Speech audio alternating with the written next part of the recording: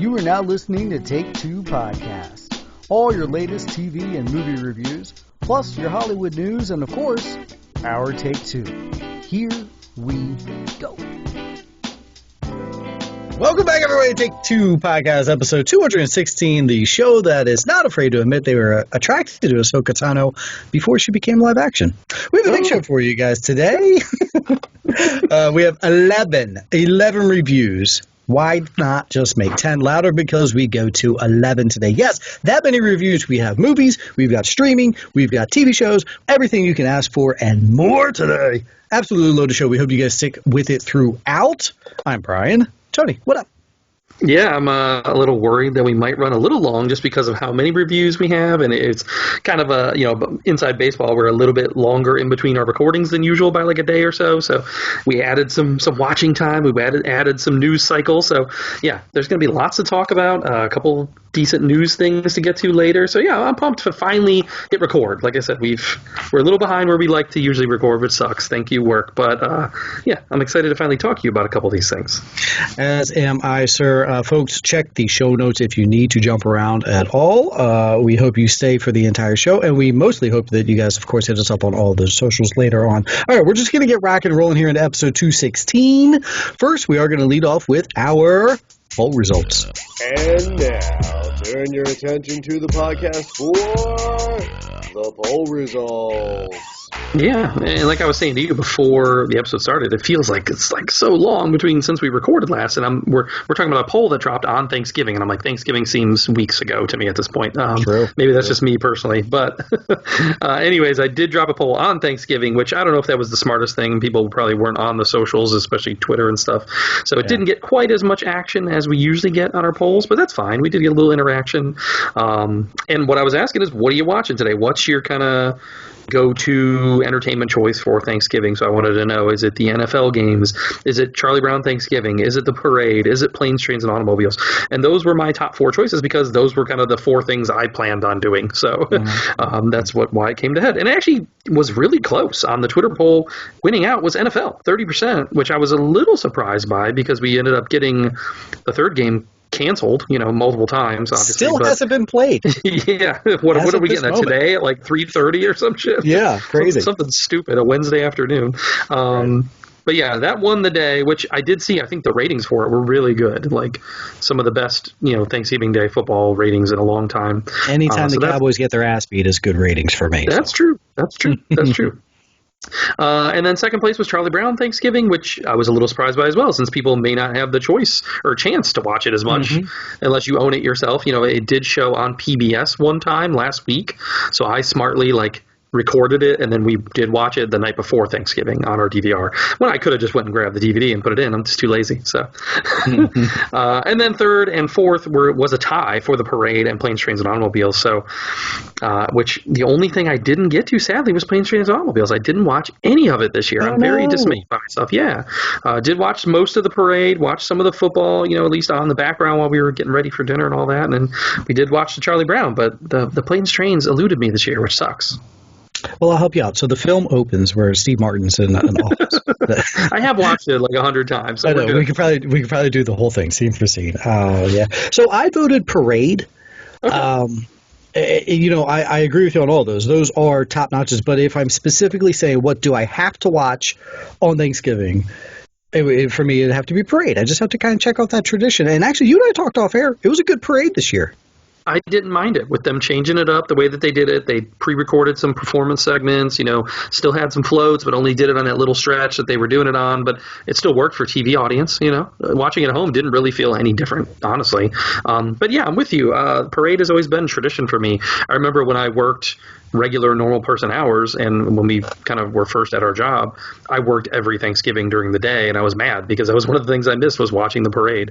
So now that I can catch up with it again, I've got to watch it. It's the first thing I turn on when I wake up that morning. Every Thursday, folks, you can find our poll. It is something new, it's something fresh. It is usually something very topical. So jump on there. It's on Twitter. You can find it on Instagram and Facebook, and vote.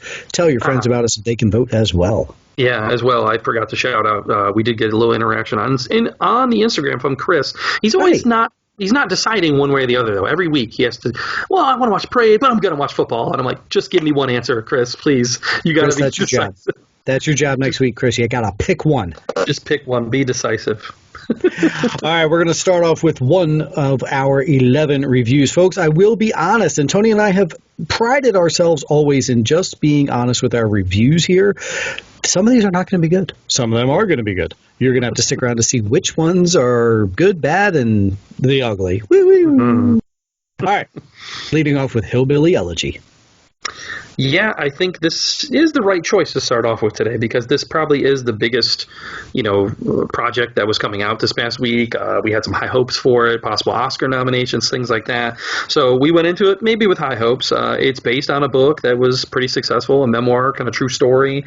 It kind of rose to popularity during the Trump campaign in 2016 because a lot of people read it to figure out how this guy could be successful. And it kind of looks at poor America, if you will, and, and that's where this guy's upbringing came from. And that's what the movie's about. It's about this guy who was able to kind of pull himself up from the bootstraps. And, he dealt with his mom dealing with addiction. He lived in a poor rural area, all that stuff. And that's what it's about at the end of the day. I got to say, I was very disappointed with it. It felt like just a made-for-TV movie kind of thing for me. Mm-hmm. So I was disappointed on multiple levels because it's directed by Ron Howard. And you're like, okay, I mean, Ron Howard usually brings us something better, but this was really just like paint by numbers movie making. The performances weren't as good maybe as I thought they'd be. I liked Glenn Close. I think Glenn Close, if she was to win her Oscar for this, it would be a little bit of a shame that she would win for this, but it's deserving. I think she loses herself in the performance. I think she looks good. The makeup, all that stuff looks great. So, you know what? I'm all for her getting nominated out of this and this becoming a thing. Amy Adams, I've seen her do better work for sure. So I'm not going to maybe be as dismayed if she doesn't get nominated. But this movie was definitely a disappointment, and for me, I went in thinking I was a good Terminator, but I came out being a bad Terminator. I guess is what I'm getting at, Brian. So, what do you think about the old Hillbilly Elegy on the Netflix there? I'm going to start off with the best part of this. If you stick with the film till the very end, they have post-credit photos and videos even of the actual people that this is based on. J.D. Vance and his actual family, his actual mama, his mother, and whatever. The casting and makeup department for this movie was phenomenal, in my opinion. Like, they were showing the pictures, and I was like, wait, is that the mom or is that Amy Adams? Is that Mama or is that I thought they did a really good job with the casting and the makeup. Yeah. Sure. The first acting I'm going to shout out is Owen Estalos, the young JD. I thought the kid was great. I thought he was really good when he played the younger He was good. He was good, and they actually really sold, I think, him looking like him as well. I thought I was pretty impressed by that. Yeah. Haley Bennett, she did a solid job. Everyone across the board did a solid job. That's it. Haley Bennett was completely underused. Like, she's a great actress. I wish people saw Swallow that she was in earlier this year. Like, she is really good, and she's been underused. This and Devil All the Time, 2 Netflix movies this year that she's been in, but really doing nothing. And then Frida Pinto does the definition of phoning in a performance. Oh, yeah. Yeah, she's literally only on the phone for most of the movie, right? Oh, shit. That was a really good pun, and I'm sorry I missed it. You're accurate. She's on the phone the whole time. I apologize. That was funnier than I reacted. We should do a take 2 on that. Take 2, ready? Go ahead. Frida Pinto gives us the definition of a phoned-in performance. That's good. So good. All right, let me dial up some more here. And all right, so Amy Adams, are we just spoiled? Do we just expect a level of, like, yeah, she's going to do this character and she's going to be good and put in some makeup and make her look trashy? I just feel her performances, I don't want to say, like, it was good. It was fine. It was Amy Adams, what I come to expect. It's a very hard to root for movie because she is a trashy person. Like, the whole first hour. So's Grandma, too. Grandma's not good either. This is true. And I don't know. I guess maybe Amy Adams reminded me of some people I know that just, they view life like that. Just everything's bad. Everything's negative. No matter what's happening. Their fault either. That kind of person. Yeah. Right. Just that type of, like, hey, sunny day today. Yeah, but it's going to rain tomorrow. Okay, asshole. Sorry. Like, just that. So that's why you don't like her. But you're right. And I'm with you. If this is what Glenn Close gets it for, she probably should have for something else. This might be a lifetime achievement thing, but I'm okay with it because I thought she was great. Yeah.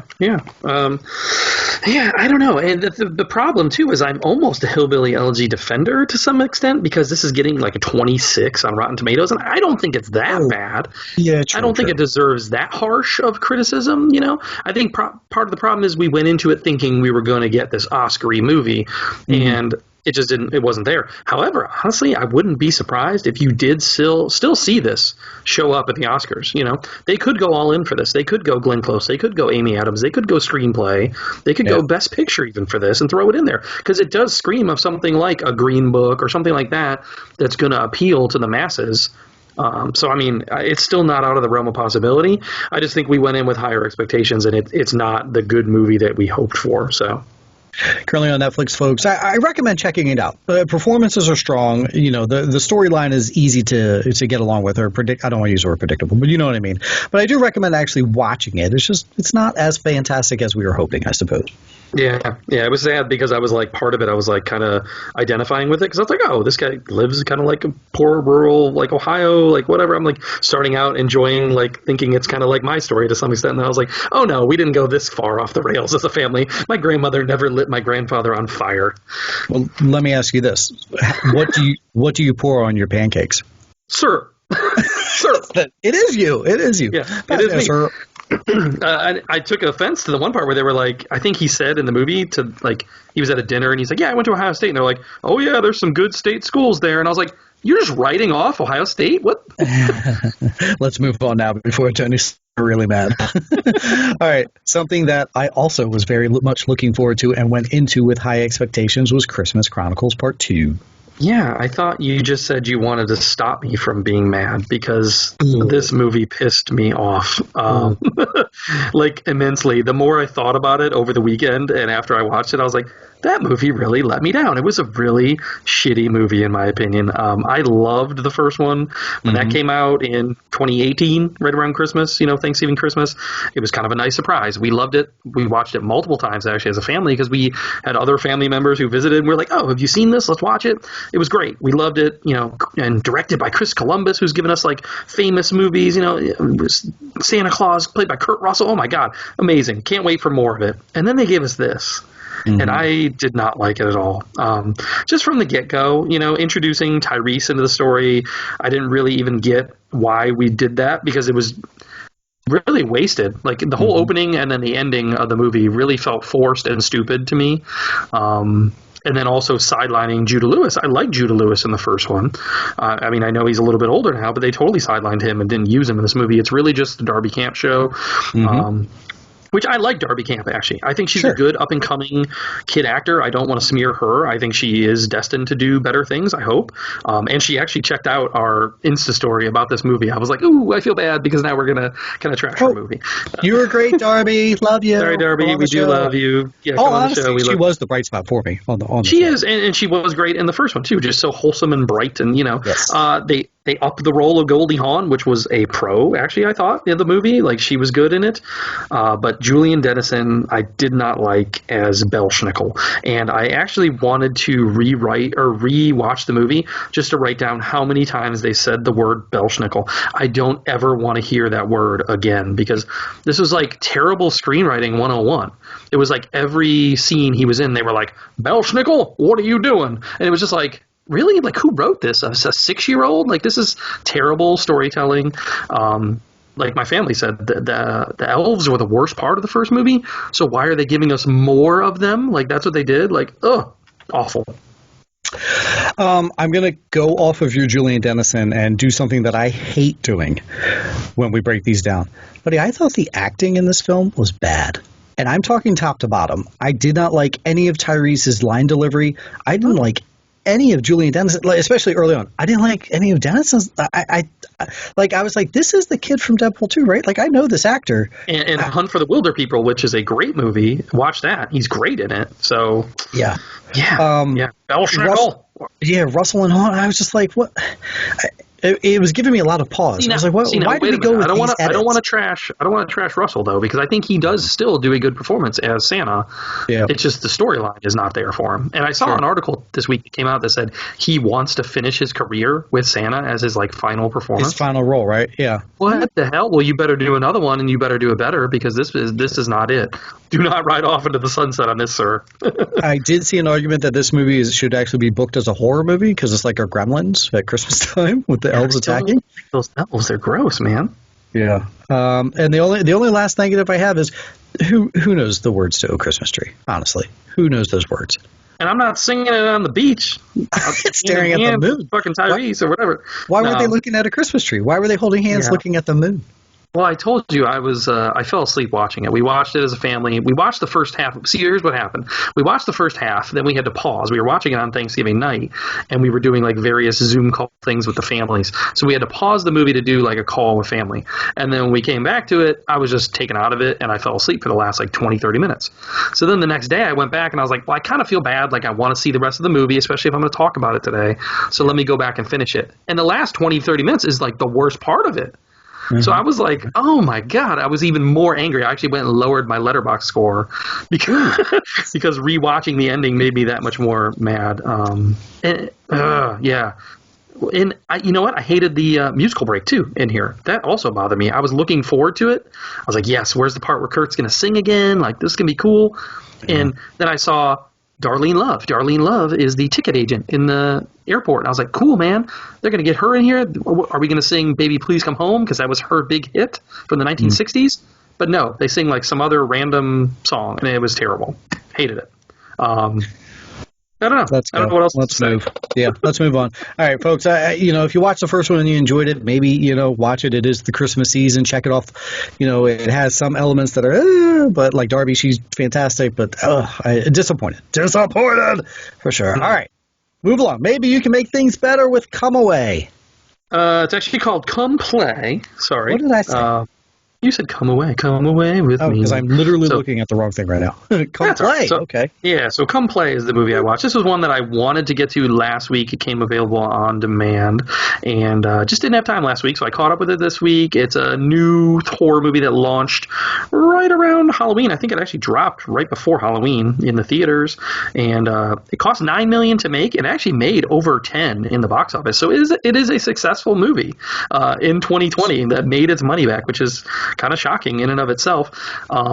This is written and directed by Jacob Chase. I think this may be his first film because I didn't see anything else that he did. He also wrote the story that this is based on. So the idea is this kid is autistic and he only communicates through like an iPad and things like that with his family.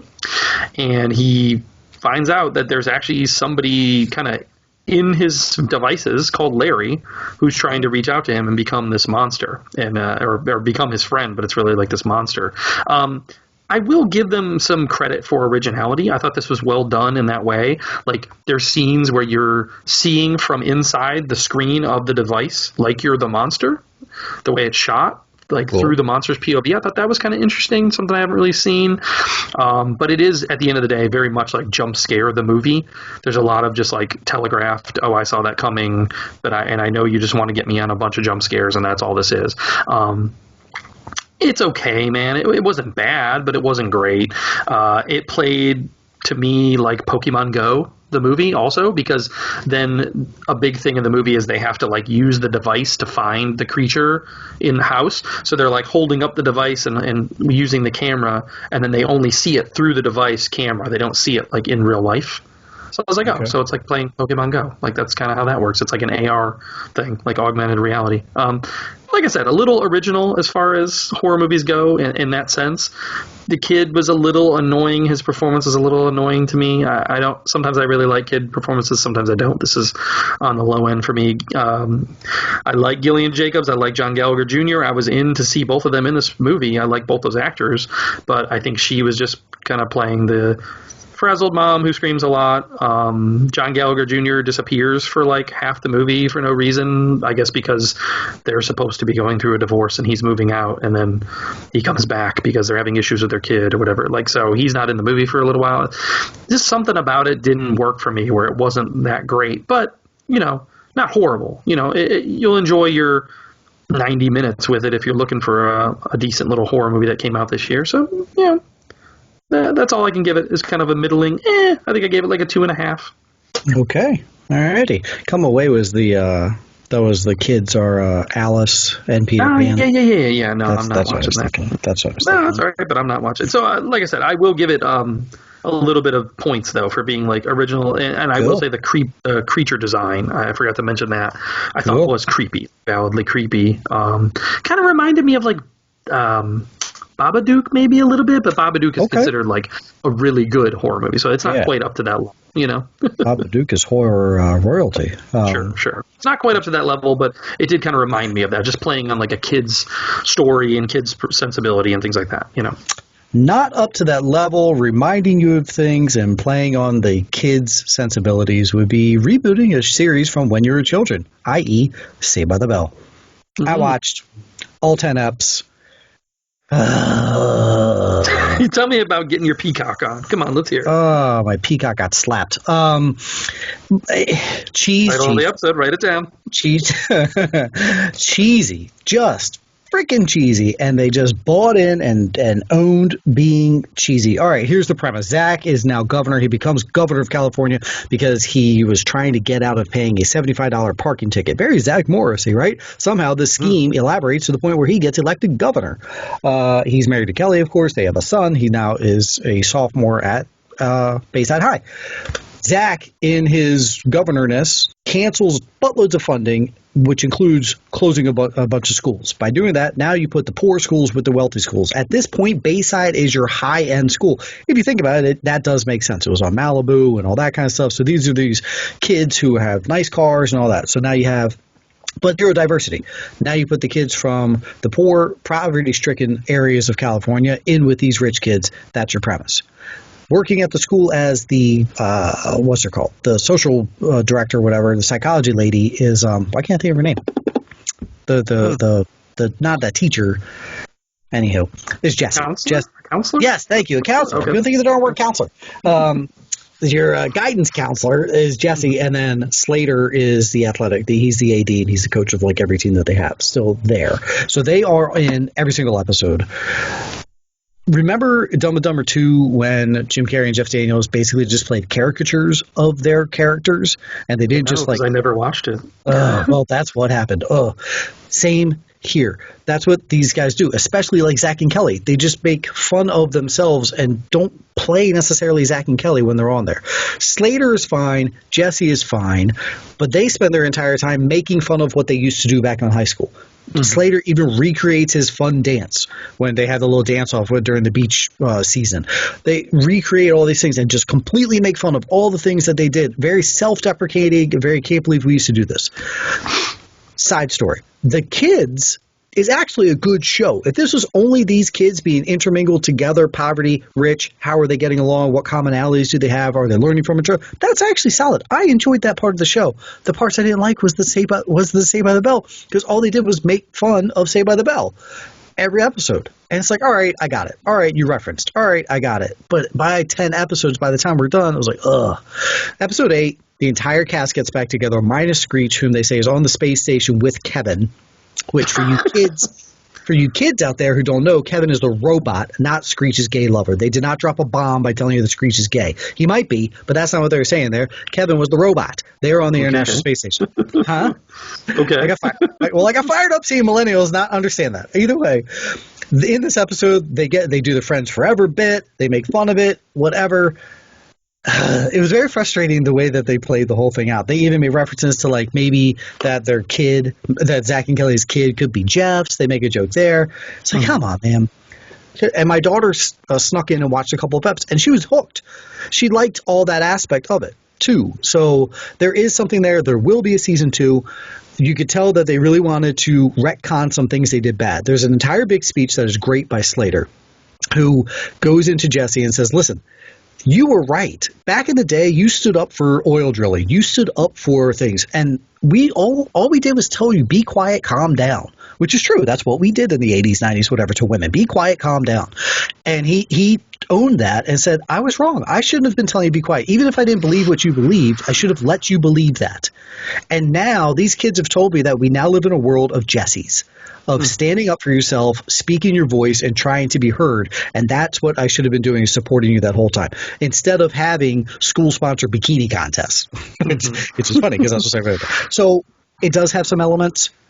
I hope next season they don't make fun of the old Saved by the Bell as much, because it just wore very thin. And if you bring back Zach and Kelly, don't let them play these caricatures of the characters. Let them just be what Zach and Kelly would be today. Try not to be so cheesy. Okay, I'm done. Okay, no, that's fine. So you poured cheese on your peacock. What did you think about? I'm looking at the cast right now as you were talking. It looks like they had Mr. Dewey back. They had Max back from the Max. So that was kind of cool. Have some little nods to the old ones, right? Mm-hmm. Ox makes a cameo, not as Ox, but they throw him in. And then immediately I was like, oh, shit, did I miss any others? But no. Okay. What did you think about the principal taking over, John Michael Higgins taking? Yeah.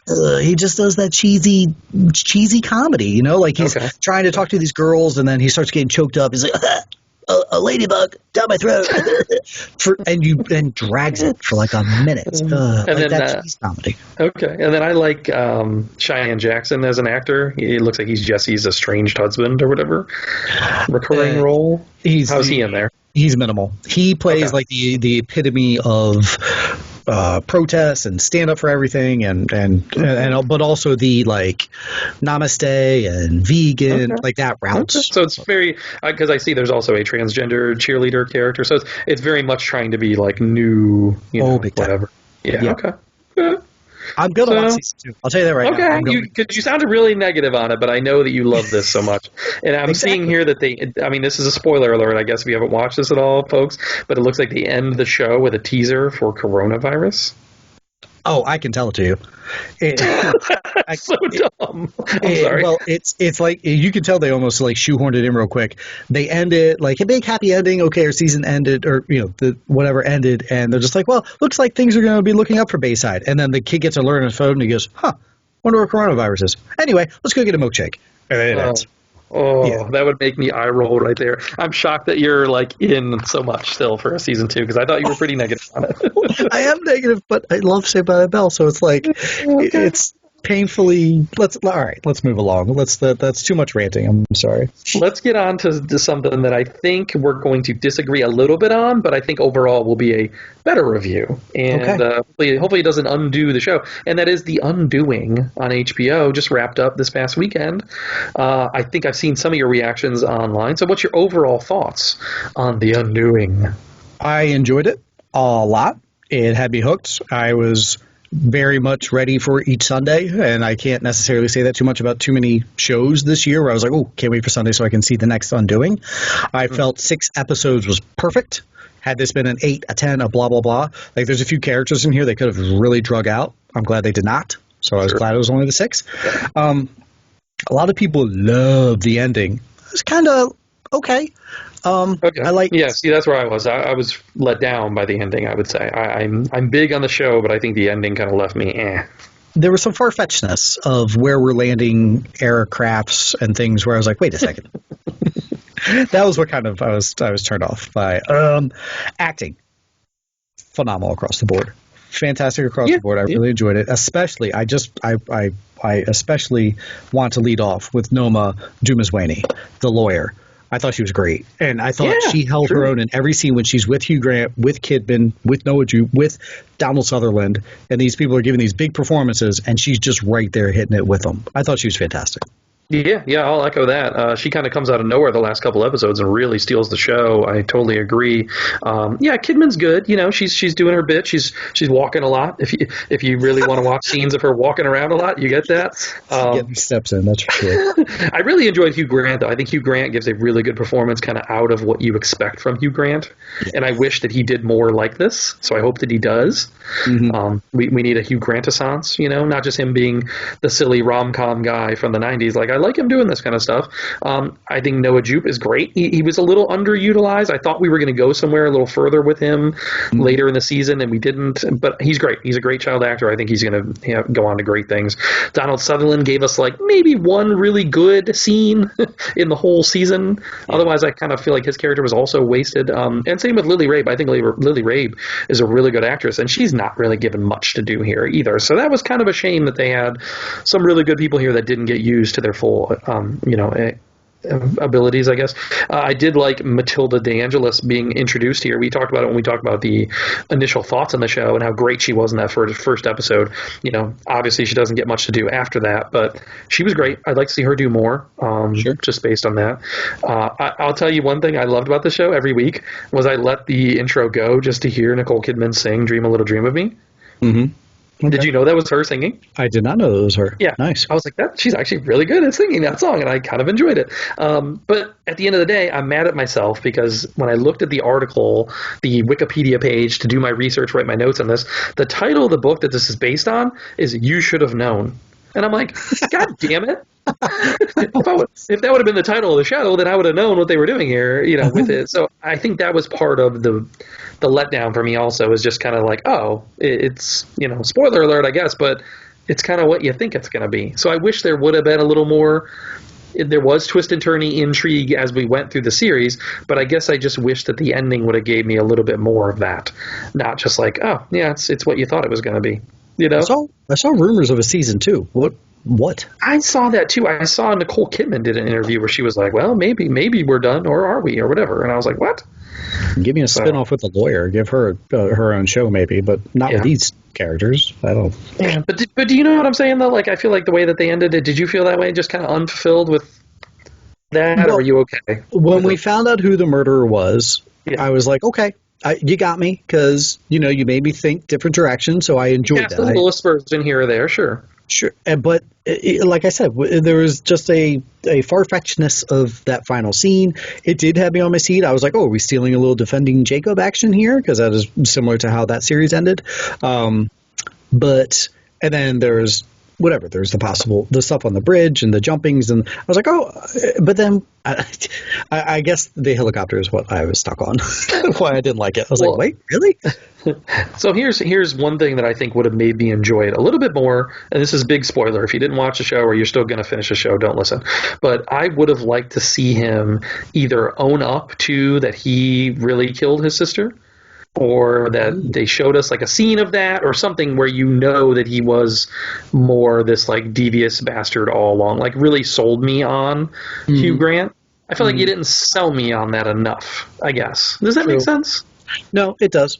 So I guess that's why I was let down on, it's just him all along. And I was like, well, you could have showed me a little bit more. I like that they finally showed me him finally doing the act and from his perspective and how he did it. But I just didn't feel like... Scene. It was, but I just feel like the backstory... against the wall. Sorry, I'm ranting. Yeah, no, I just feel like the backstory that they give for him doesn't quite jive still to me. I don't know. So valid. Yeah, that's true. With him being like the kid cancer doctor and all that, all that stuff. It was like, okay, I get it, but I guess I was just a little unfulfilled with the undoing finale. But overall, very good show. It's like good psychological thriller. Get into it. It was a good week-to-week watch, like you said. So if you want to give it a shot, it's on the HBO Max now. All 6 eps. Something I gave a shot early on and just have not been able to keep up with, but you did, was Fargo Season 4. It wrapped up, and tell me, sir, should I have kept watching? Oh, hell yes, you should. You should always watch Fargo is the correct answer. If anyone ever asks anything like that, that's always the correct answer. I love this show. I love the show, period. I love the movie. I have had a 20-plus year love affair with Fargo as an entity. And since you were 4? Wow. Huh? Since you were 4? Plus year? Oh, since you were 6. Got it. Sorry. What? I was trimming 12 years off your age. I was trying to flirt with you. Sorry. I'm old. Sorry.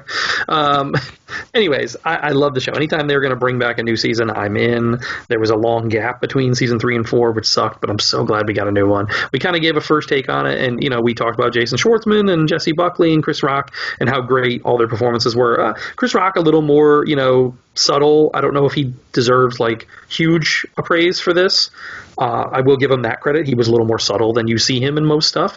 He had his moments of like anger and things like that popped up, but he was trying to validly act, so I will give him credit. But to me, Jason Schwartzman and Jesse Buckley are like the huge stars of the season. They were great.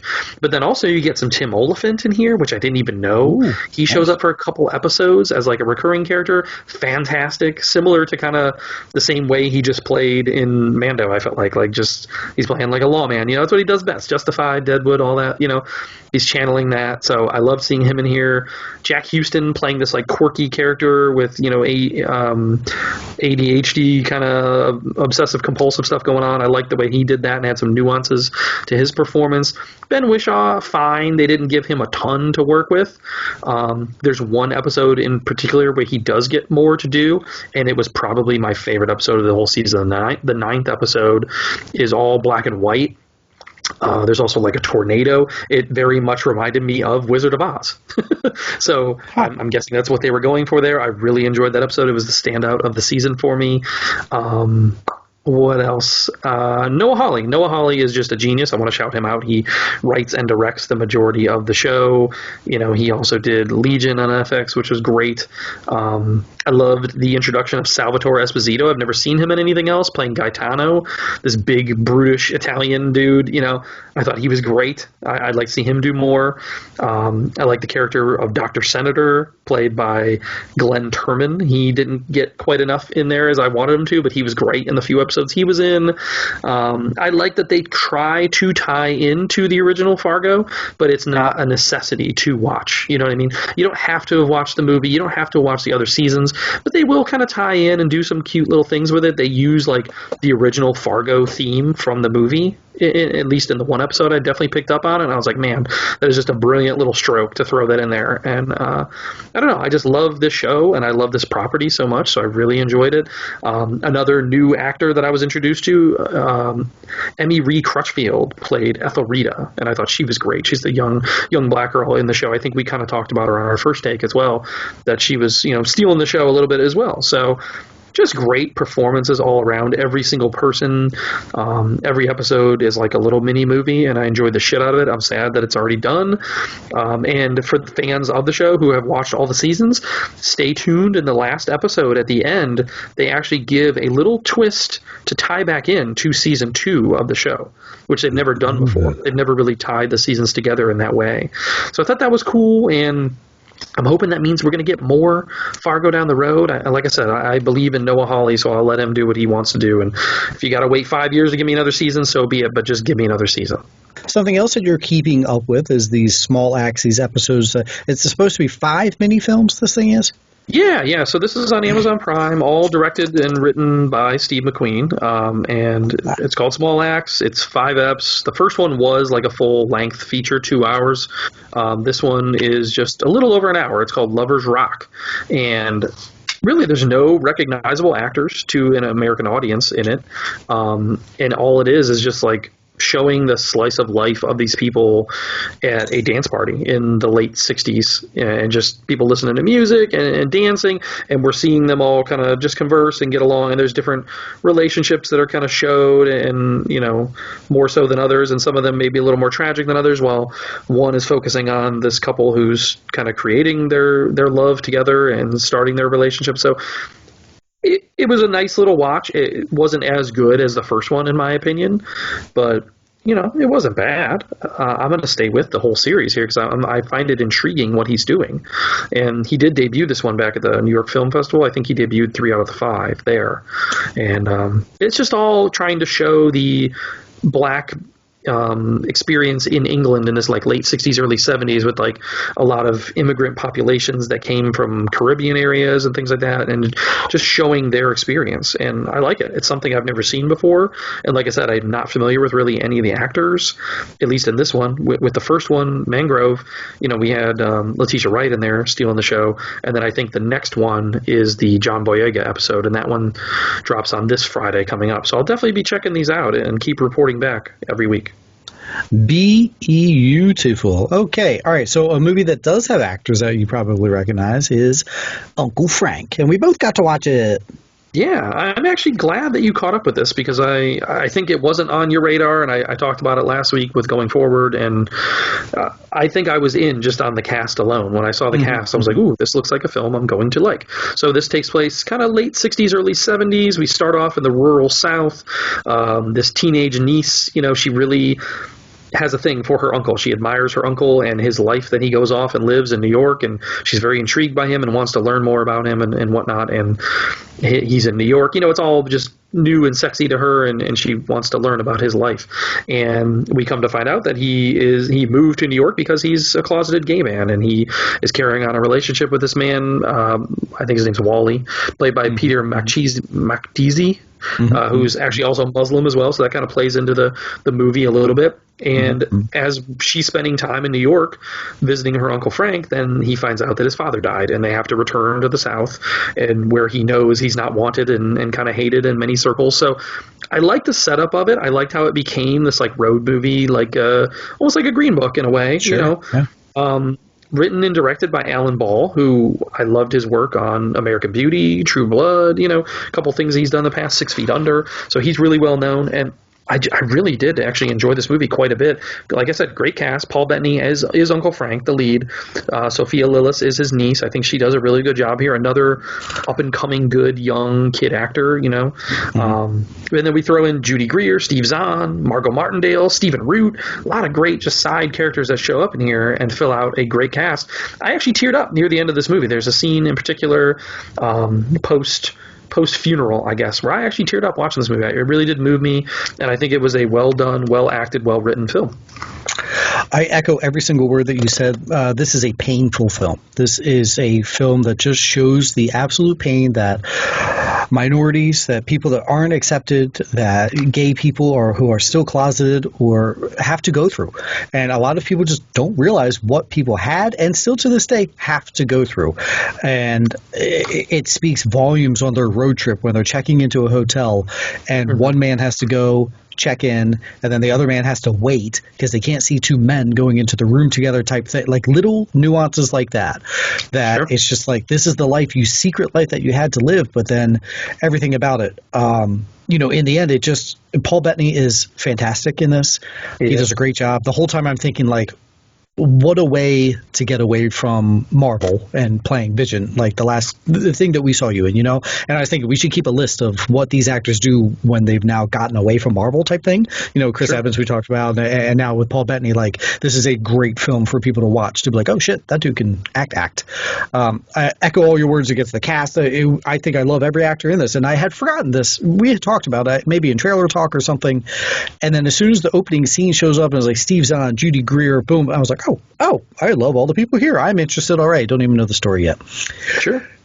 Beautiful movie, painful to watch, and hopefully people go into it with an open mind and just an extra accepting and understanding of what folks have to go through. And you just don't know what certain folks have to go through. And I thought it was really good. I really enjoyed it.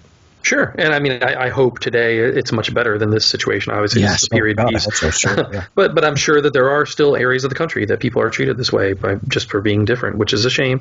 But yeah, he kills it. I would actually not be mad at all if he got nominated for this role. I thought he did that much of a good performance here. So, look out for that. I don't know if it's going to happen. I think he's probably in the outside looking in as far as top 5 nominees or whatever for acting, but I really liked it. And actually like I said, that Peter Macdizzi, he was somebody who I didn't know, and for him to pop up in this cast of all the people we know and love, he sold it, and he had some really nice scenes himself, so I look forward to seeing him in more stuff.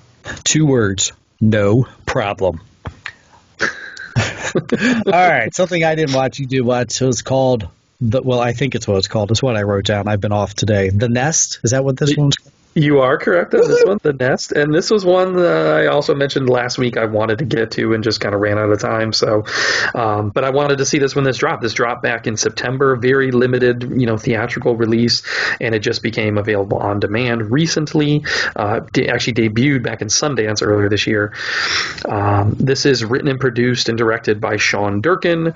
He previously did, I forget the name of the movie. He did have one other movie which was kind of Martha Marcy May Maryland was the name of it. It was like a very small indie kind of hit, again, like a Sundance film. So this is his follow-up to that, and this stars Carrie Coon, Jude Law, and it's very much just a relationship movie, and it plays almost like a play, like you're watching a play, but in these beautiful locations and settings, because it's basically a family. He's a businessman who decides he wants to move the family back to England because he feels like he's going to do better business-wise, moving his family back to England and trying to provide for his family the best he can.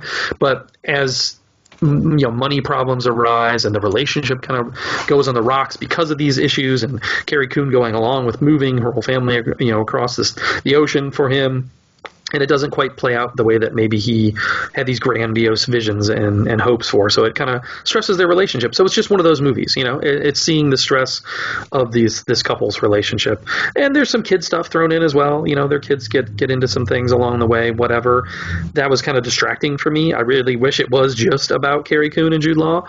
And I didn't love the movie. It was kind of a snooze for me. And like I said, it plays like a play more than anything, just a two-person kind of, just dissection of their relationship. But their performances are great. Again, I wouldn't mind one bit seeing Carrie Coon get nominated for this, because we've spoke about her before and how great she is. And I don't think she's gotten recognized for how good of an actor she is. And I think she's great here. She really is. Jude Law's good. Very similar to kind of what we just saw him on HBO. And we were both like, oh yeah, Jude Law can act. So he was doing his thing. But I think Carrie Coon steals the show, and she really is strong in this movie. So not the best movie, a little bit slow and snoozish, like I said, character piece. But if you want to see a great female performance, this is one of the best of the year, Carrie Coon. I've been selling our next film hardcore since watching it. Really? Okay. See, this is good because we haven't talked. Again, we try not to talk to each other in between episodes, at least about movies and stuff, so we can have fresh opinions. So I did not hear you talking this up, which is good. Yeah, it's really weird too, because Tony and I have spent about 47 of the last 52 hours side by side, and we don't talk. True. I've seen you way more than my wife. I know that. That is true. I've just been selling the hell out of this. Mel Gibson is Santa Claus, and a kid hires a hitman to kill him.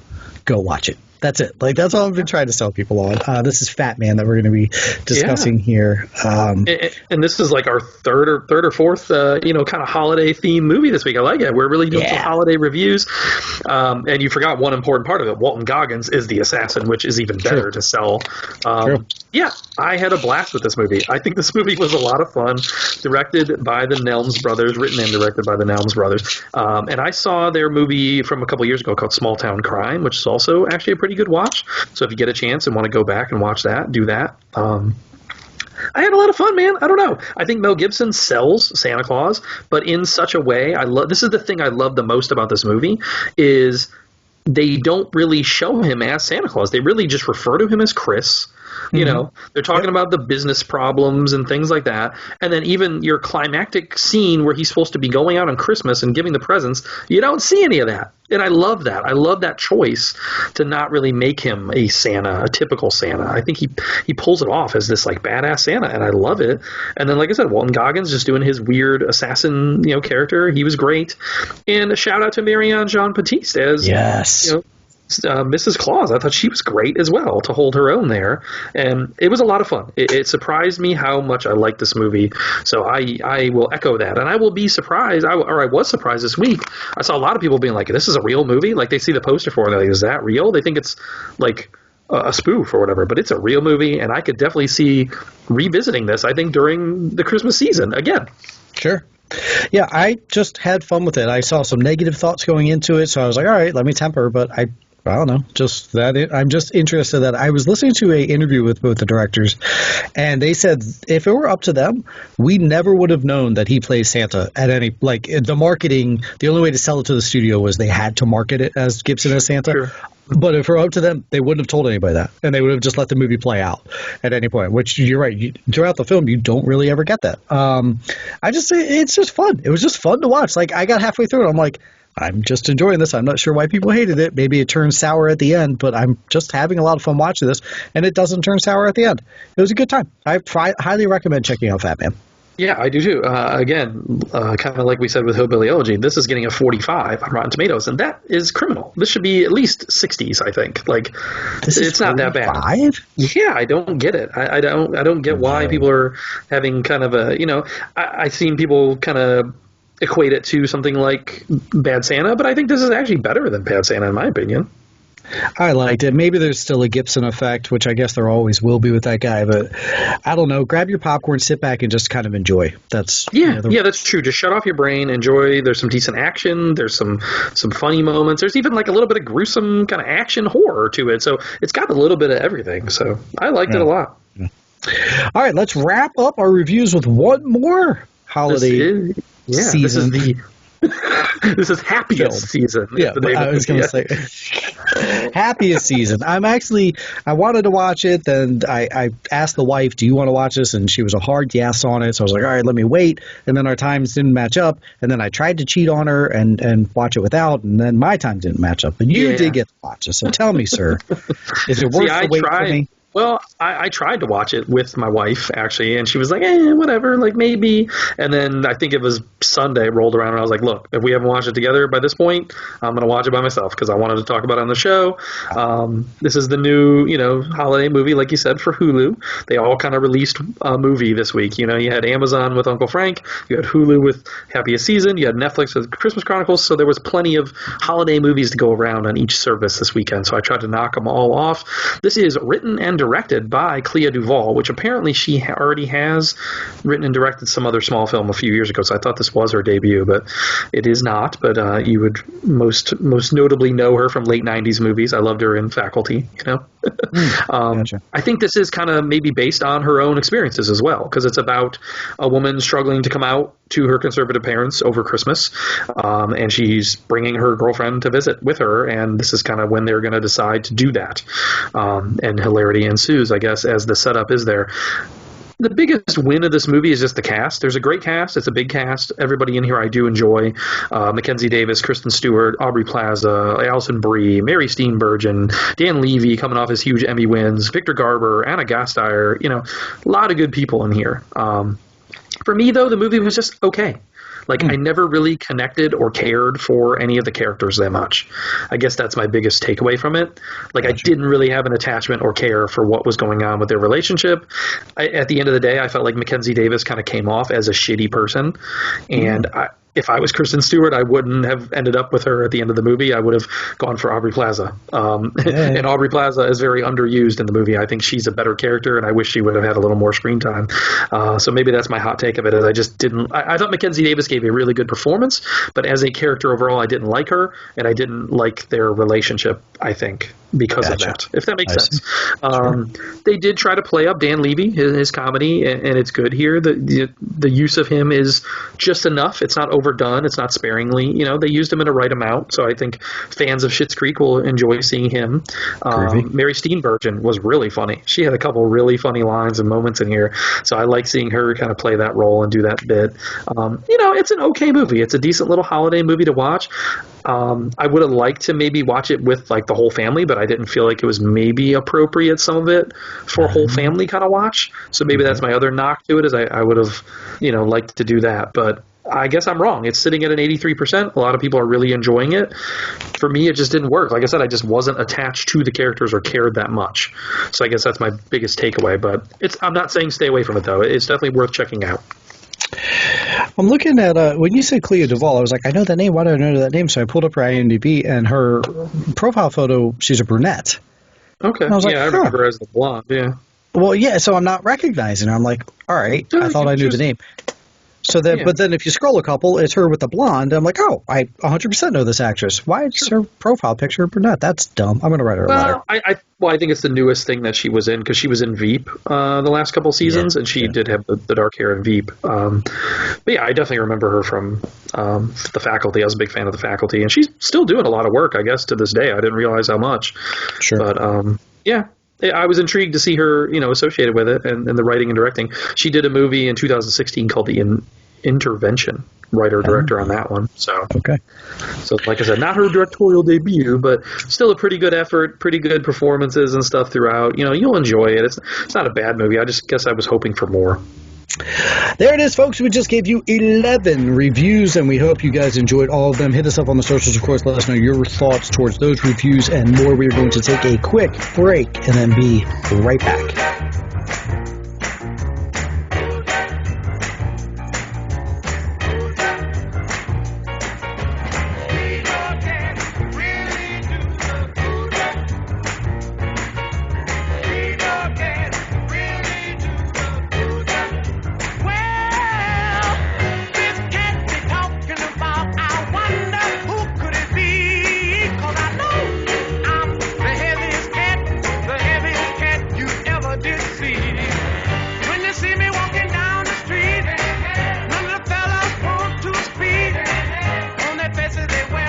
And they shall call him Grogu. Yeah, Grogu, baby. I know we were going to wait until the end of the season to talk Mandalorian, but after that, what was it, the 5th episode? Yeah. I just got to gush for a couple minutes. I got to gush. That could have been the end of the season. You could have just wrapped on that. Like, thanks. Well, I'm really on a high after that episode. I thought that episode was fantastic. The intro of Ahsoka Tano, first off, is one of the best things in Star Wars I've ever seen. I thought it was fantastic. So well done. Rosario was perfect for the role. Love it. Love the introduction of the character. Love where it's going to steer the show. And obviously, it's going to set up probably a spin-off show for Ahsoka. I've seen rumors, but I've seen nothing confirmed to that extent. But I hope that's where they're going with it. I would love to see it. That means we're going to get more stuff from Rebels and whatever, and Clone Wars, all that kind of stuff in the show. I can't wait for that. I love it so much. The Grogu thing, okay, that's his name. It is what it is. I think a lot of people are still going to call him Baby Yoda, to be honest. Yeah. I saw some like speculation out there, like, is it homage to George Lucas? Like, if you take the letters of his name, like Grogu, whatever. I was like, all right, whatever. I don't hate Filoni. Filoni's the man, so good job. He did an awesome job here. He created Ahsoka for the cartoons. I think it was awesome to give him the directorial, debut of her as well. Mm-hmm. So good, so good. Are you looking forward to like what they're doing with the show and where they're going? Or, I mean, you kind of have like some Clone Wars knowledge, but not Rebels, right? Yeah, I watched Rebels on yours and Realm Roy's recommendations. It was all right, for Grogu, I saw massive hate online, and we said this last season when they were just calling it Baby Yoda, and we said eventually if they do decide to name it, no matter what they come up with, it's going to be hated upon because everyone's just talking Baby Yoda now. So I feel whatever name they came out with, unless it was something outlandish, you're going to have a whole section of folks who are just like, that's garbage, I hated it. So I think it's fine. I actually thought it's okay. It didn't bother me. That opening scene with Ahsoka is ranked in like my top 10, maybe top 5 Star Wars scenes of all Star Wars films and shows. That opening introduction when she's in the mist and she's hiding and then the lightsabers and she's killing all these dudes. It was just badass. I just loved every bit of it. Like, what a hell of an introduction. Well done, Rosario Dawson. She did a hell of a job pulling off that character. I'm down with it if they give her a spinoff. Her going to find Ezra. Are we going to talk about that later? Is she going to come back? I normally I would think you don't spin everything off, but with her, okay. Yeah, and that's what I talked about earlier this year, that I'm a little worried that that's what it's going to be. Is just every episode this season is going to be setting up characters that are going to get a spinoff. We're going to get a Boba spinoff. We're going to get an Ahsoka spinoff. Maybe the Bo-Katan angle will still remain on this show. I don't know what's going on there, but it's like, so are we just going to get the end of the season is going to be them all teaming up again? Like, we're going to get them all together to take on Moff Gideon? That's what I'm kind of hoping. That would be cool for season 8 to be, or episode 8 just to be Bo-Katan, Ahsoka together going against Moff Gideon. And maybe we don't know. Maybe they've already cast somebody as Ezra. Maybe they've already cast somebody as Thrawn. And we're going to see maybe a tease for those characters. I've even seen people talking, what about Luke? We could get Luke in here because he was still alive. This is, before Force Awakens. I saw some people speculating online, Sebastian Stan would be perfect as a young Luke. And I'm like, damn if you're not right. That would be amazing. That's valid. That's true. I mean, it makes total sense that they would want to confront Moff Gideon because he has the black saber. Sure.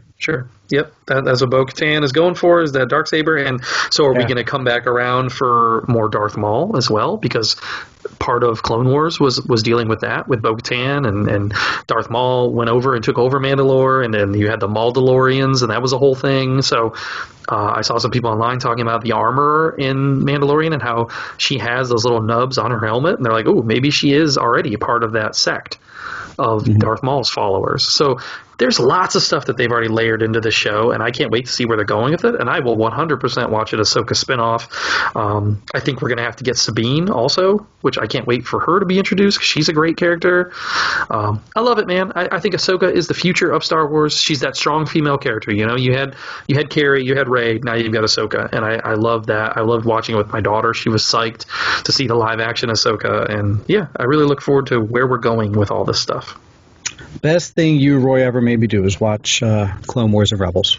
Yeah. So, because I do know, like, my brother had not. So I hyped this app for him and my cousins on a separate thread, and they're like, all right, it was cool. And I was like, wait, you guys haven't watched the animes? And they're like, no, should I? Why? I was like, okay, that's why. Yeah. And I feel bad for people who don't know the story that's still out there, and maybe they should deep dive and catch up. Sure. They're available to catch up on old Disney Plus. All right, so let's jump onto the old casting couch. Welcome to the Take Two Casting Couch. Sit back and get comfortable. Oh, yeah. Ooh, okay. I think I had a couple things for this week, not anything huge. Call Jane is a new movie coming with Elizabeth Banks, Sigourney Weaver, and Kate Mara starring in it, and it's going to deal with women's rights. It's a women's rights drama, so that is happening. We also hear Felicity Huffman coming back to acting already after being locked up for her college scandal. She's going to be in a new show about AAA baseball. It's a new comedy, and this is also going to star Zach Godeskin, the kid from Peanut Butter Falcon. So good for him. Continuing on and getting some work. That's good. Yeah, and that's based on a true story on Susan Savage, who owned the Sacramento River Cats. There you go. Cool, man. I don't know about this one 100%, but there is kind of rumors, I think it's been verified, that Peter Dinklage has been cast in the Toxic Avenger reboot. I didn't see anywhere where it was for sure that he was playing Toxie. I don't know, but I'm in. I like Toxic Avenger. It's one of those crazy, gritty indie movies, and I actually watched the cartoon when I was a kid and really enjoy the character. So, yeah, I'm all in on this reboot. Cool. Any other casting news from you? So that Mads Mikkelsen replacing Johnny Depp has been back and forth. I've got it now officially. He's replacing Johnny Depp in Beast Part 3. Yeah, as far as I know, it's official. Yep. Okay. That might change next week. Did we mention Mark Ruffalo and Catherine Keener also added to the Reynolds time jump movie? I don't know. Doesn't sound familiar, so maybe not. Okay, well, Mark Ruffalo, Catherine Keener, they're being added to Ryan Reynolds' Netflix movie that he is working on, that next project. Apple Plus is jumping into this psychological thriller game with Surface, and their lead actress is going to be Gugu Mbatha-Raw. Thank you very much. And lastly, there's a Head of the Class reboot coming to HBO Max. Ooh. And Isabella Gomez has been booked as the lead. Okay. I mean, I liked that show when I was a kid. I remember watching it. But I remember watching it. And I don't know if it's as nostalgic as some of these other things. No. And that's a gender switch, right? Obviously, for the lead. Oh, yeah, maybe. Yeah. All right. That's all for the casting couch. On over to Trailer Talk. So I was wondering, what movies are coming out soon? Oh, look, a new trailer. Talking trailers with Trailer Talk.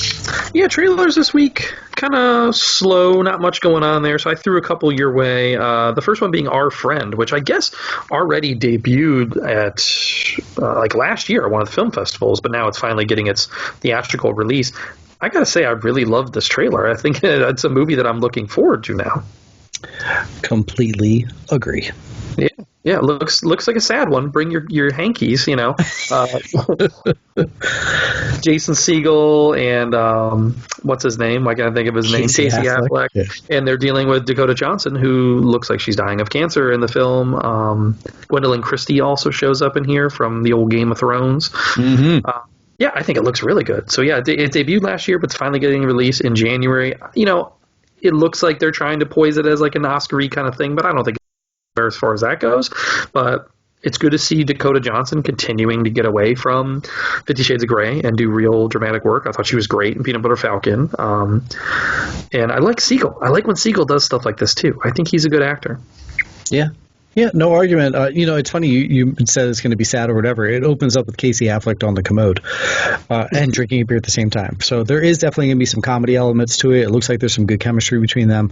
It's got Gwendolyn Christie from Star Wars in it as well. So January 22nd, coming out theaters and VOD. All right. Sorry, such a dorky joke, and I make myself laugh. I'm sorry. I didn't get it. I don't know. I missed it. Because you said she was from Game of Thrones, so I was just saying that she's also from Star Wars. That's all. Yeah. Well, you never see her face, though, in Star Wars, so it makes sense that she'd be from Yeah. Terrible. Underused character. All right. The other one I told you to watch was Little Fish, and this is directed by Chad Hartigan. Sci-fi kind of romance movie coming out with Jack O'Connell and Olivia Cook. I just wanted you to watch it because I love Olivia Cook. I will watch her do anything. I think she's great. I think she's one of the great up-and-comers. And this looks like a strange take on almost something like what we're going through today, but it's like a virus that's sweeping the nation, but it's creating memory loss. So interesting take on this, I thought. What do you think? Yeah, I was thinking, we had the trailer for the other movie coming out that has like COVID-23 or some whatever. Sure. And it was just such poor taste. And this one, it had those same elements. It's like, holy crap, that's exactly sort of what we're dealing with right now. But it wasn't so on the nose, hit you over the face with that nonsense. Whereas this I'm interested in. And it's a little bit different. He's having memory loss and he's trying to, remember his wife and his past life, what have you. It looked good. I wasn't as pumped for it as the other trailer, but it definitely looks good. When's this come out? February 5th. So I'm intrigued, and I will echo your sentiments on Miss Cook. Yeah, I think it reminded me a little bit of something like Memento or like Eternal Sunshine, where you're dealing with memory loss kind of thing with a romance relationship. So I don't know if it'll be as good as those movies, but, it looks intriguing. And like I said, I love the Olivia Cook. Can't wait to watch, what's it called, this week's Sound of Metal with her in there. So now you're talking. The other one I saw, but I don't think you did, is The Mauritanian, and this is directed by Kevin MacDonald. I just happened to be scrolling and came across it, and I just watched the trailer real quick. It's got Jodie Foster in here with, like, white hair, like she's looking real old. Shailene Woodley, Benedict Cumberbatch, Zachary Levi, and this takes place in post 9/11, where Jodie Foster is playing a lawyer who's defending one of the masterminds of 9/11 in Guantanamo Bay. So it seems like a movie that should have already came out like 10, 15 years ago, but it looked okay. I don't know. It might be intriguing to watch, and maybe it's a story that we haven't heard yet. She worked her way all the way. Blah. Never mind. I messed it up because I messed up the words. Okay. I'll check it out. When's it come out? Do you know? I don't know. January, February, I'm sure. Sounds good. Summertime. Weird title, though. It's like hard to say. The Mauritanian. February 19th. There you go. Bada bing. All right. Trailers. Okay, so it's wrapping up trailer talk. Listen, folks, don't forget to hit up all the socials at Take Two Podcast. That's the Twitter, Take2Podcast at gmail.com. Email. You can shoot us an email, 434-602-1931. You can text or leave a voicemail on the hotline, Aru. Don't forget, you've got Patreon. As low as $1 a month, you get at least 2 episodes a month of exclusive elite content that you can only listen to if you are a Patreon member. Go to patreon.com, Take Two Podcasts, and you will find us. You get all the previous episodes and then all the ones that we have going forward. Right now, you have a Patreon soundtracks app that just dropped last week. It feels like forever ago, so it was saying last week. You also have in your regular feed right now, you have last month, The Realm of Take Two. He dropped his final episode there, and it's actually a good one. I listened to it. I say that like the rest of them suck, but I listened to it. It was a solid episode. Very well done by Roy. Dropped over the weekend. That's in your feed, as well as our latest Take Two spotlight on Mr. Gary Oldman. Go check that out and see how versatile that actor truly is, and see if you can actually figure out how many movies he was in that you don't realize, hey, holy crap, I know that actor. It was actually Gary Oldman. Those are all in your feeds right now. Quick shout outs to all of our Patreon subscribers: Lisa, Ryan, Katz, Chris, Vaughn, Kevin, Roy, and Craig. We thank each and every one of you for your contributions. We love it. Keep it coming and keep spreading the word. Oh, yeah. Let's get some more. Try and tell your friends. Buy a holiday subscription for Take Two. Give somebody that $1 1 month in their stocking. Yeah, instead of that $20 gift card you're going to give them to Starbucks, just give them $12. It's $1 a month. That'll last them all year long. Whole year of listening to us. And save you $8. Better than one drink. Yeah, and our calories won't go straight to your hips. Promise. There you go. We're going to take a quick break and be back to wrap up the show. When I wake up in the morning, the alarm gives out a warning. I don't think I'll ever make it on time. By the time I grab my books and I give myself a look, I'm at the corner, just in time. It's alright, it's alright. It's alright, it's alright.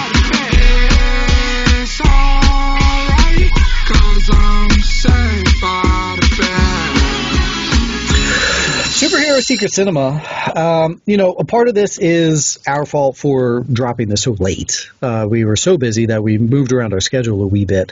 So the actual Superhero Secret Cinema did not get dropped until a little later than normal. It wasn't on a Saturday. But this was like the most synergied one we'd had. So I thought, we can at least get a few folks in here. Your clues were Yondu, Commissioner Gordon, Sebastian Shaw, Two-Face Pa, Kent. Grab all of those actors and you would find the movie JFK.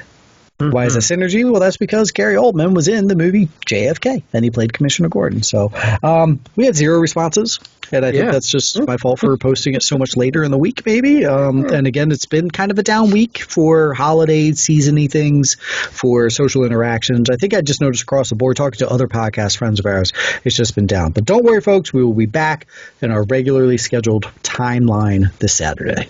Yeah. I think it was, Cyber Monday. People were shopping, things like that. A little distracted with the holiday shopping and stuff. So we'll let them slide. I thought this was an easier one, though. And you even teased it out last week. So they would have paid attention. They knew it was coming. Yeah. Well, no, and we did that on purpose, knowing that the time would be a different drop time. I was like, all right, let's make this kind of easy. It's okay. It's all good. Folks, we still trust you to jump in there. We hope that we see you next week on all of our socials. Let's get going with the Hollywood news. In the news. All right, a couple big things here. Let's start off with the sad news. Rest in peace, Mr. David Prowse, the actor inside the suit of Darth Vader. He was 85 years old.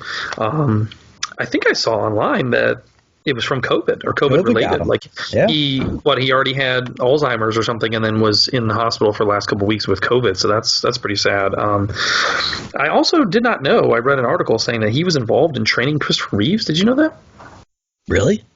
Yeah, they said in the run up to the first Superman movie, they were near the same time, right? What was that, 78 or? Yeah, it was 78, and that was 77, so that would make sense. So right after, Star Wars was kind of out, and he was a big bodybuilder guy, and he helped Christopher Reeves put on 40 pounds of muscle for Superman. No, shoot. I did not know that. Huh. Yeah, sad to see his passing. A couple other things of note this week. Did you see the news with Elliot Page? No. Wait, is this Ellen Page? Yes, Ellen Page has now come out as a trans actor. Yeah. So she is now a he. She is Elliot Page. So that was a big news yesterday. We also had Netflix removing Chappelle's show at his request. Did you see that? No. Why? Well, he kind of joked about it on Saturday Night Live, how he was mad at these places that are showing his show, and he's still mad over the deal that Viacom cut with him back in the day, and he claims that he didn't get paid enough for that deal when he originally sold the show, and doesn't think these people should be able to show it, and he basically wants a new deal, wants to be paid from Viacom, so he asked Netflix to remove the show, and they did, and probably because they have a good relationship with him and have created other original content with him, they obliged, but you can still get it on HBO Max. I know it's on there, so but I guess Chappelle's just trying to get anybody to listen and be like, hey, they didn't pay me enough, so don't watch my show. You signed the contract, Dave. Okay. Yeah, he was in a different place, different time. I get it. It's just like the athletes that hold out after they sign. Sure. Disney, there is an investors call coming up on the 10th, which is next week. And apparently, this is very heavy rumory, but there's already been a leak about this, about some of the information that these investors are going to be finding out about. So it's very rumored that they are going to break off into an 18-plus branch of Disney Plus to give you the option to watch some old, like, R-rated films.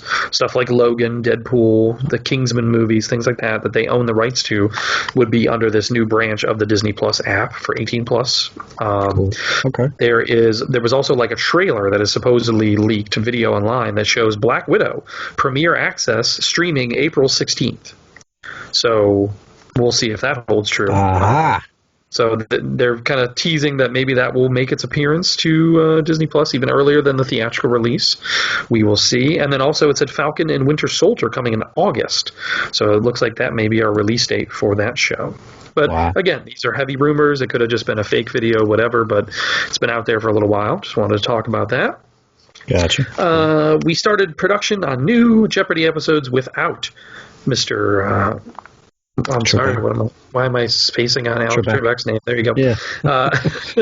So they're gonna do just a series of guest hosts at this point, and right now the interim host is Ken Jennings. He started off, and they plan on going through a few different guests. LeVar Burton's name has been tossed out as another possible, replacement for him. I'd be fine with either of those. But I did see some adverse reaction to Ken Jennings. I guess some old tweets of his came up and people were questioning him and saying maybe he shouldn't be the host, whatever. So do you have a pick? Do you want anybody in particular to be the new host? I had heard the Jennings and I felt that just made sense. I didn't know about the tweet. So I was just like, oh, okay. The guy is synonymous with Jeopardy. So if he can do a good job as a host, that just kind of makes sense. I think the one joke, they were all like kind of jokey tweets. And the one said like, nothing sadder than seeing a hot chick in a wheelchair or something was like what he wrote. And I was like, ooh, calm down, Ken Jennings. And it's still like on his feed, and it was from just like maybe 4 years ago. I was like, come on, dude, you got to know better. It'd be time to start scrolling back through my Twitter just in case. Yeah. You know what I'd love to see is what's his name? The guy who he's like the smart scientist guy, Neil deGrasse Tyson. I think he would be great. Oh, yeah, he would actually, yeah. That's a good call. Sure. I know people have said LeVar Burton, that would be fun. Sure, that's fine, yeah. But I also kind of want somebody younger that could be there for a while. Like, I don't know. So... Yeah, that's a tricky line with Jeopardy, right? Like, I'm with you. I want him to be younger, but don't be too, like, young where you're just trying to be hip. Or just like a nobody that nobody knows either. Yeah, but I do need a little bit of pedigree, I think. Yeah, I want you to look like someone who's smart. Like, Trebek always had that, so don't give me Tosh .0 or some crap. Neil deGrasse Tyson. Or hey, our boy that we were just talking about, Bill Nye. There you go. Okay, nice. Godzilla vs. Kong is now rumored to be the next big tentpole movie that was going to go straight to streaming. Netflix made a play to buy this for $200 million, and they said no, which I'm shocked. Yeah, I'm shocked by that. I guess because it is a Warner Brothers co-production, they're still trying to maybe drop it on HBO Max eventually is what will happen. So gotcha. Yeah, I'm waiting to hear, I think, probably how Wonder Woman does, as most people are waiting for, and then we'll probably see some other shoes drop after that. There was some discussion online this week. This is kind of not really news, but just kind of fun. I wanted to throw this your way. Netflix is poised this year to possibly break an 85-year-old record at the Oscars. Which, from 1937, MGM had 5 Best Picture nominees, and that was the last time one studio had that many nominees. Netflix could possibly, tie or break that this year with Mank, Chicago 7, Ma Rainey's Black Bottom, The Five Bloods, Pieces of a Woman, Midnight Sky, The Prom. All of those possibly could, in some way, I don't think The Prom will, but in some way or shape or form, break into that Best Picture nominee and maybe tie or break that record. That would be kind of cool. I can easily, just thinking of the movies, the ones you listed and more, easily see them getting 6 Best Picture noms, out of 10. Possible. Yeah, I would say 4 or 5 easily. Yeah, sure. We will see how some of these ones are still not released, so not enough people have seen them. But it's possible. It's possible. Did you see our show we talked about last week, Big Sky? I haven't followed up on any of the episodes yet, but apparently there's some native tribes that are boycotting the show, saying that the idea for the show came from their population. Like there's a big problem in Montana where there are native women who are being abducted and killed and sold into sex trade and things like that. And they're saying this is total lack of representation. You just whitewashed it and made it white girls getting kidnapped. And that's not what the show should be about. So they're boycotting the show and trying to make some noise. Good for them. Make some noise. I mean, make noise about that subject in the first place. Sure. And yeah, I followed up on Ep 2. It's on par with Ep 1. Okay. Okay. So we may not get a full season review of that one. You get it from my mom. She's in love with that show. Really? Network TV. Oh, Mom and Dad still on their network TV, yeah. Oh, did you watch the new Lone Star 911? We are getting a Mandalorian documentary season 2, so that's cool. I'm looking forward to that. Should drop, I think, Christmas Day or ish then with the first episode. They usually followed up, the following week with that Mando doc. So I'm looking forward to that. And they're talking about possibly getting one for WandaVision as well, which I would be intrigued by to see Marvel get that same treatment. I really look forward to. I really hope they let Filoni really break down the episode 5 that he directed. Sure. Well, and we get a couple more new directors. You know, we had the guy from Ant-Man directing one of the episodes. Robert Rodriguez is still supposed to direct an episode this season. Carl Weathers directed the one. So, yeah, you get a couple more directors in there. Yeah, so... SNL is back with a couple new hosts and announcements here. So this weekend they will have Jason Bateman hosting with Morgan Wallen as the music guest. I don't know who Morgan Wallen is. I guess I'm old. Then also the next 2 weeks they have announced their hosts as well. Timothy Chalamet with Bruce Springsteen on the 12th. That's a big one. Yeah. And then Christmas episode, pre-Christmas episode there is Kristen Wiig hosting with Dua Lipa. So that's another good one. Look forward to that. That's probably tricky for them because if you switch Bruce to the following, he can easily then drop his, Santa Claus coming to town. Not many. Clarence, you've been practicing real hard trying to get a new saxophone. Not many. All right. The Obamas are producing a Netflix comedy series called The G Word with Adam Conover. This is based on a Michael Lewis book called... what is it called? Fifth Risk? My notes are terrible. I'm sorry. Fifth Risk, I think, is the name of the book by Michael Lewis. And this is about the chaos of the Trump administration taking over, transitioning from power from the Obamas to the Trump administration. So it is said to be part documentary style, part comedy sketch, and they're going to produce the show next year. So it sounds like a very intriguing mix of what they're trying to do here. So I see. Carrie Brownstein, who I loved on Portlandia, she is writing and directing a biopic for Amazon about Heart, the band Heart. So that's awesome. Good for her. She also has a music background. She's in a band, Sleater Keeney, I think is their name. So that's cool. Did you see Joss Whedon out at another project? Uh-oh.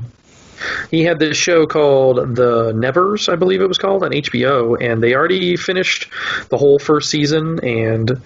He was the showrunner, but now they're like, oh, well, we're going to keep the show going. We plan on making more, but just not with him. So I think this is definitely fallout from his investigation with the whole Ray Fisher, thing. Sure. And so, yeah, Joss is just not having a good time. So he should have been nicer. I think that's it, though. I think that's all the news I want to talk about. I'll send it your way if you have anything else. Just a couple to add on to there. Trevor Noah is going to be the host of your Grammys, and they will be January 31st at 8 p.m. Still no word on if that's going to be fully virtual or not virtual or whatevs. I did see the Oscars came out and said they're in person. They want to make it in person for sure. So I believe it. Gremlins 3.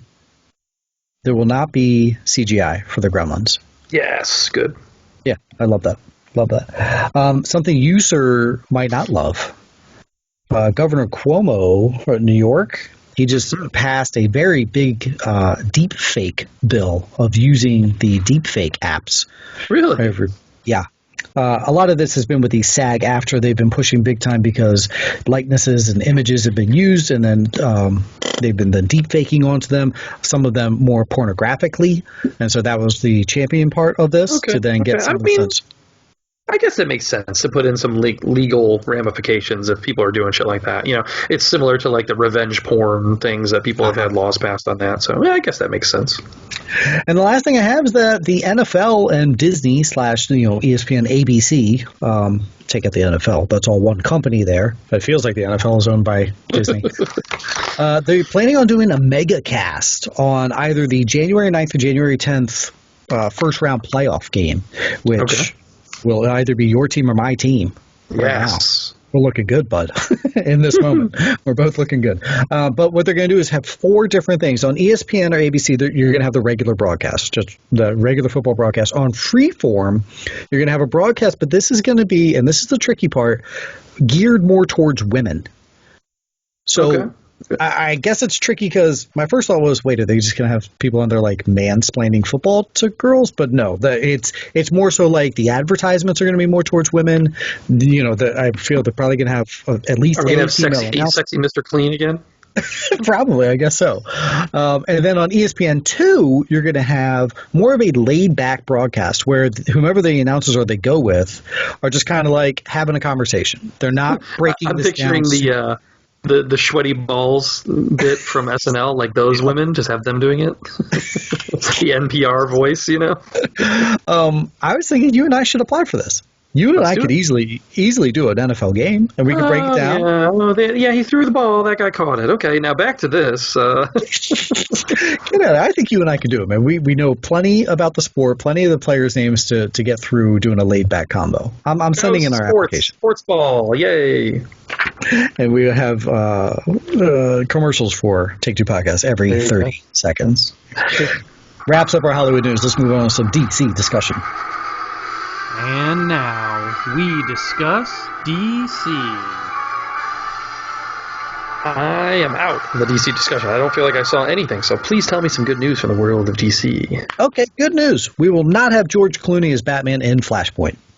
Okay, fair enough. That makes sense. At best, you would get a cheesy cameo, right? So that's fine if we just stay away from it. Bad news. Flash, the TV show, currently on pause. We had some COVID issues there, so they had to shut down production for at least 2 weeks. I don't know yet if that will delay them starting in January. Okay. The Batman, though, we're almost done. We've almost wrapped all of our photography. We're going to move on to the editing stage. We just have a little bit more to go. So that is good news because they've had their own sets of delays throughout. And then the last thing is that there's going to be a spinoff of the Amazons. And Patty Jenkins and Jeff Johns are in on this together, and it's supposed to take place in between Wonder Woman 84 and Wonder Woman Part 3. Okay. And it'll be a series that comes to HBO Max, and it's going to be all about the Amazonian women and just takes place all in Themyscira. Okay. I remember them kind of talking about this before, but I didn't know it was going to go the series route, so that's intriguing. Are they going to have the major characters that were in the film already? Like, when is it going to be taking place? I don't know, you know. Agreed. I think that, the hot things there were, Jenkins and Johns are involved. It takes place before Part 3, so between 1984 and 3, so whenever Part 3 is, but then that also tells us that they are planning on a Wonder Woman Part 3. Gotcha. Okay. Done with DC. On to Marvel. And now, your Marvel Minute. Could have already filmed that before they even show us the second one at this point. And drop. All right, Marvel this week. I saw it is kind of still rumory, but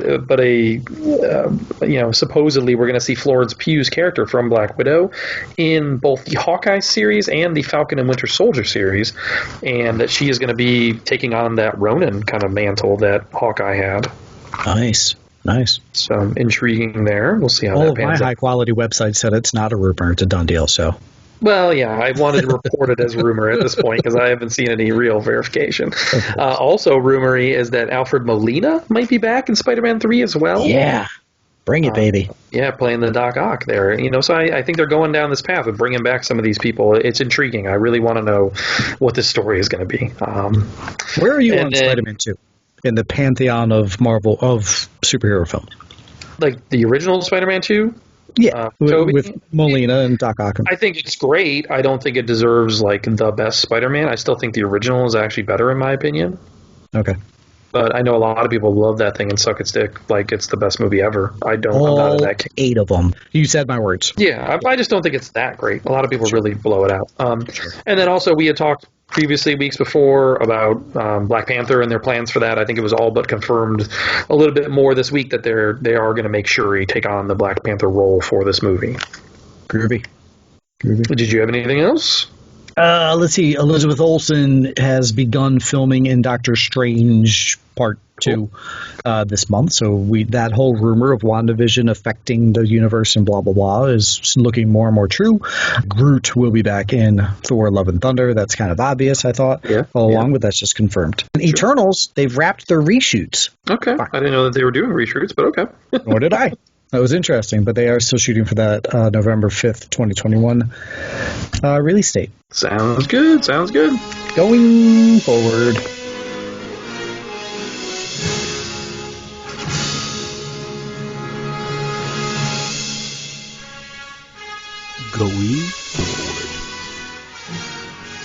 Time to wrap up the show. Some decent stuff I'm looking forward to this week. We already mentioned last week, but the holiday movies that made us is currently on Netflix.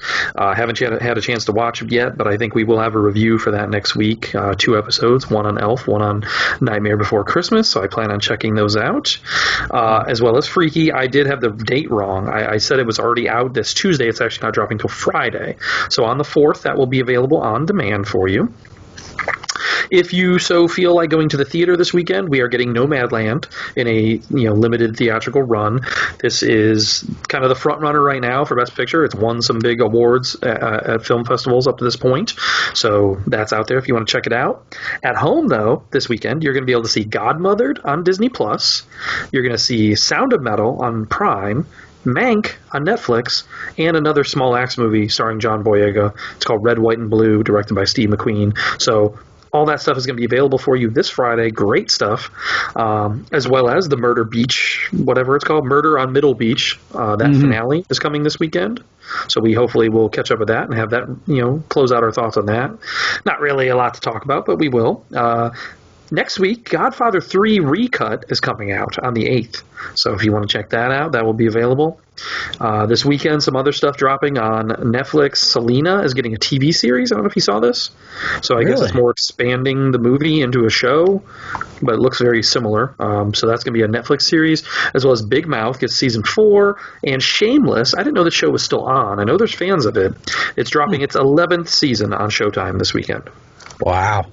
Yeah, that's crazy. Oh, and another thing I forgot to mention, Mulan is getting its free release on Disney Plus this weekend. So if you were waiting, I'll finally watch it. Yeah, if you were waiting to watch Mulan, it will be there for you Friday for free. For Take Two podcast-wise, this is your time to catch up. We dropped so much content on you guys this past weekend over the holiday weekend that now it's time that you guys can binge away. You have that spotlight out there. Patreon, you just got to subscribe as low as $1 a month, and you can binge a whole bunch of that kind of stuff. And everything, and the Realm, of course, is in your feed as well. So there's a ton of stuff that you guys can catch up on there. We're going to give you the weekend off so that you guys can catch up and be ready to rock and roll by next week for episode 217. Do not forget, every Thursday we drop the poll. Saturday, Superhero Secret Cinema will be back. And check our socials on the daily for dropping lots of fun stuff. Lastly, folks, rating and review. I'm looking at you guys. 5-star rating and review. We would greatly appreciate it. It actually does help our show get seen, helps the show grow, and then we get to bring even more content to you guys. This was a fun one, buddy. Awesome, yeah, especially since I can barely keep my eyes awake and open here. I'm starting to stumble over my words. I'm very tired. So thank you for sticking with us for all those reviews, and look forward to some good reviews for next week. There's 4 or 5 things coming out this weekend that are going to be good ones. So check them out, and then hear our thoughts next week. Episode 216. Have a great night, everybody. See ya, 216, Cleveland, baby.